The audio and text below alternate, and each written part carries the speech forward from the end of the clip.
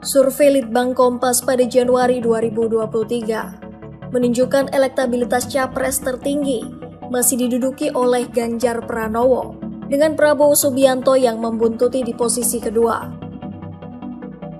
Berdasarkan survei, Ganjar berada di urutan pertama dengan elektabilitas sebesar 25,3%. Mendekati Pilpres 2024, sudah pasti kita melihat tandanya lewat dari seringnya lembaga survei mengeluarkan hasil surveinya untuk melihat popularitas dan elektabilitas calon presiden nanti.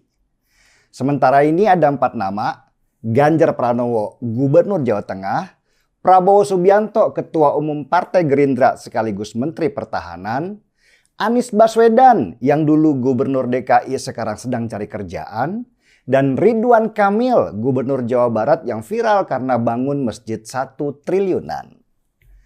Hasil terbaru dari salah satu lembaga survei yang bisa dipercaya, yaitu Litbang Kompas, juga menunjukkan hasil yang sama.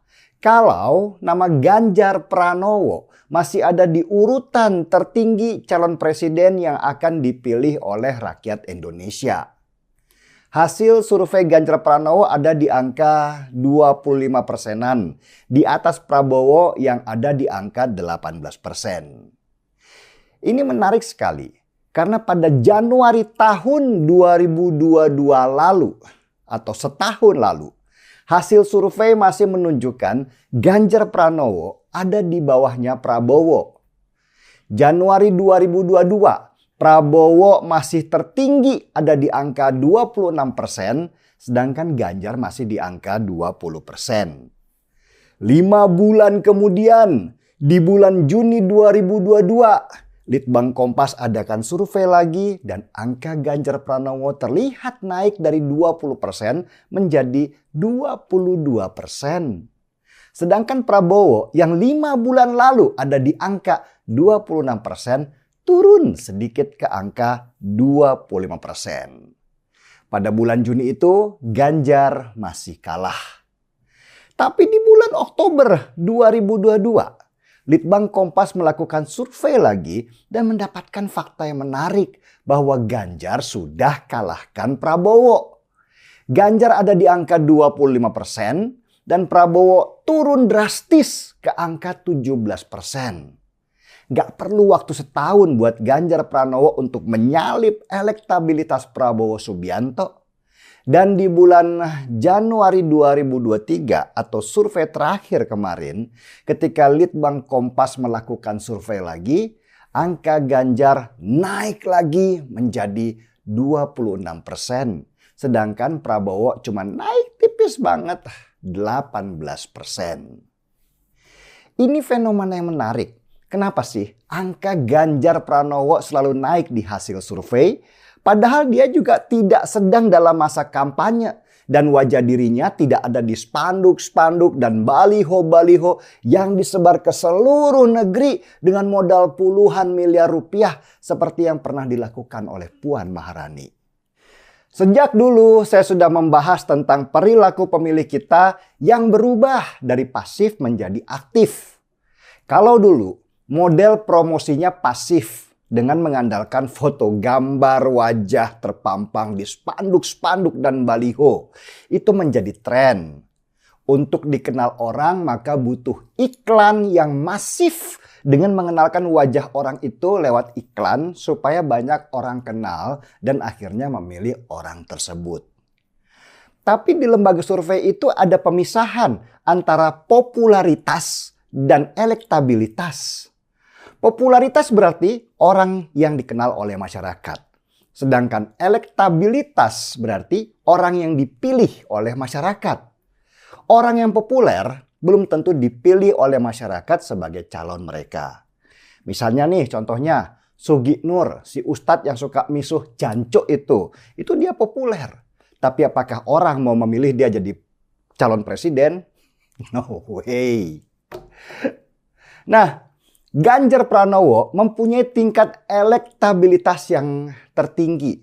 Artinya orang banyak yang ingin dia jadi calon presiden. Ini modal yang sangat besar untuk seorang public figure yang populer sekaligus orang ingin dia menduduki sebuah jabatan. Ganjar Pranowo adalah hasil dari promosi aktif atau promosi dua arah.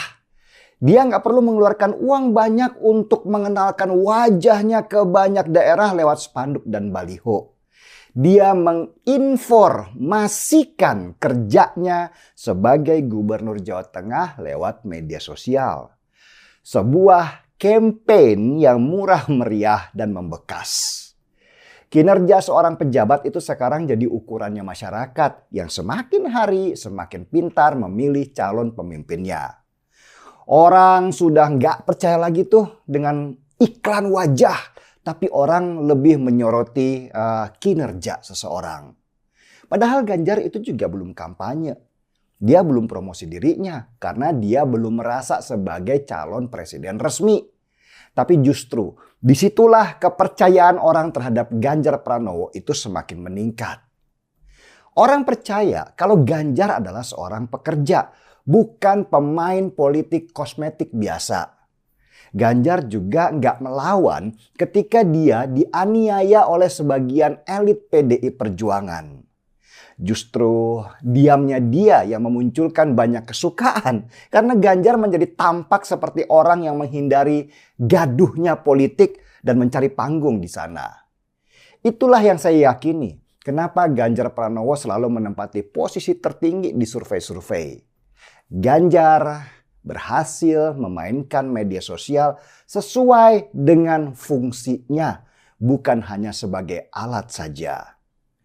Sedangkan Prabowo Subianto, sejak dulu waktu beliau menjadi calon presiden, masih lemah tuh di urusan ini. Malah kadang blunder. Seperti menerima Immanuel Ebenezer yang katanya cabut dari pendukung Ganjar. Ini menimbulkan ketidaksimpatikan pendukung Jokowi yang tahu boroknya si Noel dan berakibat makin merapatnya mereka ke Ganjar.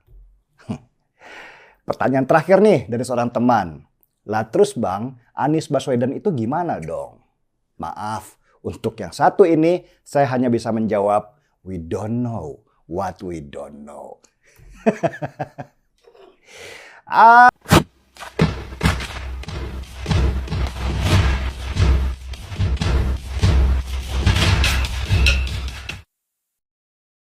Iya, berbicara soal popularitas, terkenal tapi tidak ada hasil kerjanya, memang cocok dengan Anies Baswedan.